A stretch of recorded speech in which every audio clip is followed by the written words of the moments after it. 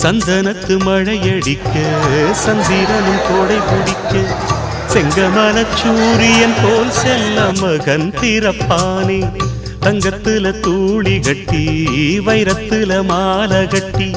தத்தி வரும் பாதத்துக்கு முத்து மணி தொடுப்பேனே துள்ளி வரும் பிள்ளை நிலா தூய கங்கை மீனு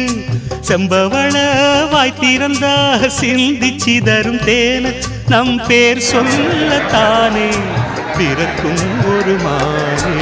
ஏழேழு ஜென்ம பந்தம் மனைவி என்பது இதில் நீ வேறு நான் வேறு யார் சொன்னது கல்யாணமே